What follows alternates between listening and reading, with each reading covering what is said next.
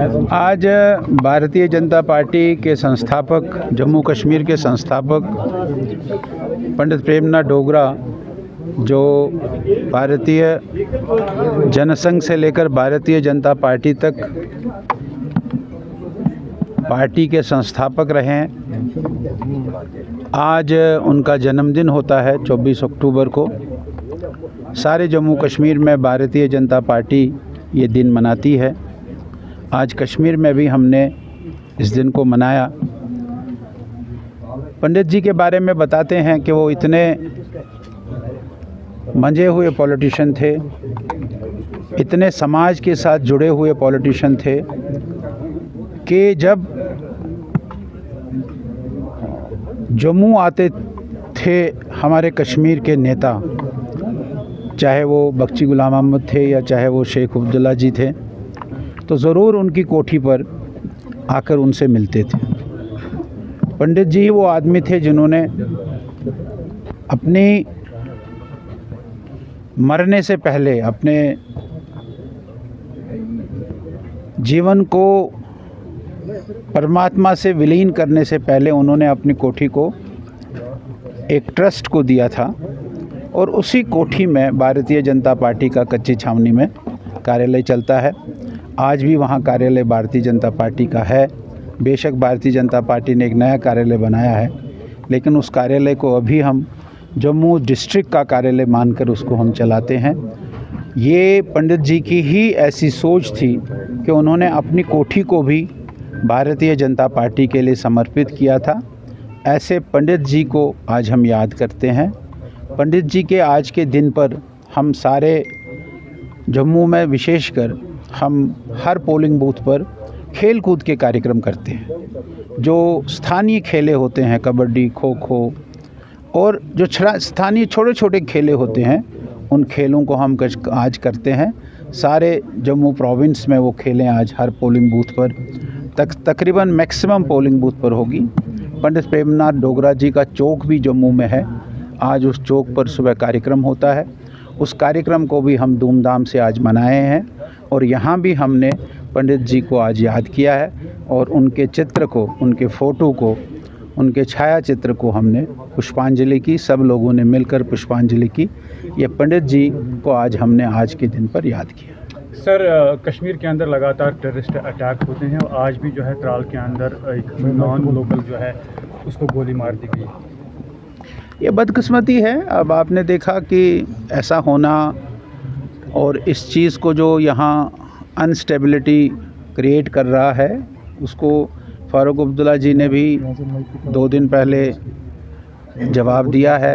कल महबूबा जी भी बोली, थोड़ा वो गार्डेड बोली है, लेकिन हम ये मानते हैं कि जो पड़ोसी हमारा मुल्क है, वो मुल्क जम्मू कश्मीर में जो शांति हुई है, जम्मू कश्मीर में शांति के बाद चुनाव हुए हैं, जो भी चुनाव में जीता है उसकी सरकार बनी है। अब वो फिर से इस सरकार को, इस सिचुएशन को, जो शांतिप्रिय माहौल जम्मू कश्मीर में बना है, उसको डिस्टर्ब करने के लिए ये हरकतें करते हैं। कुछ दिन पहले जम्मू में लगातार, जम्मू के पहाड़ियों में, कुठवा में, डोडा में, रजौरी में उन्होंने इस प्रकार की हरकतें की है। वो हरकतें अभी भी जारी हैं और अब फिर से माइनॉरिटी की किलिंग्स ये करना है। गगनगिर का जो वाक़ा हुआ है वो भी निंदनीय है। आज जो त्राल में हुआ है ये भी निंदनीय है। हम इसका खंडन करते हैं और सरकार से ये आग्रह करेंगे कि ऐसी कश्मीर को या जम्मू कश्मीर को फिर से आतंकवाद के गर्द में, टेररिज्म के गर्द में न डालें। उसके लिए प्रॉपर इंतज़ाम करें, उसके लिए प्रॉपर सिस्टम बनाएं और उस सिस्टम को चालू करें ताकि यहाँ इस प्रकार की दहशतगर्दी न फैले। सर, पूर्व क्लास पीएम से मिलने वाले हैं और स्टेटहुड का प्रस्ताव रखने वाले हैं। भारतीय जनता पार्टी का खासतौर पर जम्मू कश्मीर यूनिट का क्या इसको लेकर है? नहीं, जम्मू कश्मीर का तो इसमें जम्मू कश्मीर के यूनिट ने भी और हमारे प्राइम मिनिस्टर ने, हमारे गृह मंत्री जी ने इस बात को कहा है, कई बार कहा है कि स्टेटहुड जो है वो एप्रोप्रिएट टाइम पर जम्मू कश्मीर को दी जाएगी। बहुत अच्छी बात है। उन्होंने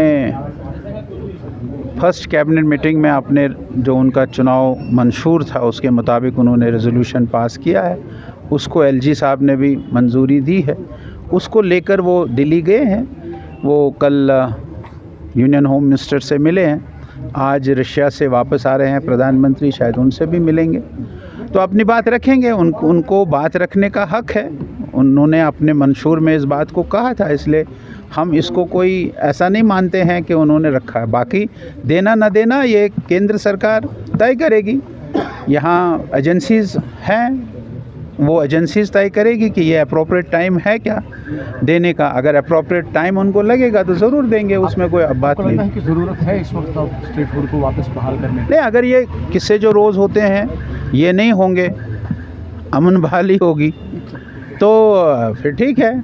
अगर ये होता रहेगा, गगनगेर के किस्से होते रहेंगे, अगर गगनगेर में अगर वो थोड़ा टाइम की कैलकुलेशन आगे पीछे नहीं होती तो वहाँ तो सैकड़ों लोगों को मौत के घाट वो उतारते। क्या सर आपको नहीं लगता है बातचीत होनी चाहिए इंडो पाक में? क्योंकि अगर आप नहीं, कभी भी नहीं। किसी भी कीमत पर पाकिस्तान से बातचीत करना, ये कोई भी समझदार व्यक्ति, कोई भी समझदार आदमी इस बात के, जो आतंकवाद को प्रेषित करता है, जो आतंकवाद यहाँ फैलाता है, उससे बातचीत करने की क्या बात है। हमने कहा कि आतंकवाद छोड़े, बातचीत करेंगे। अभी तो गए थे जयशंकर जी वहाँ, और उन्होंने गए थे वहाँ, मीटिंग थी और उस मीटिंग में वो गए। उन्होंने थोड़ी कहा कि मैं नहीं जाऊँगा, मीटिंग में गए, उन्होंने अपने देश की रिप्रेजेंटेशन वहाँ की है।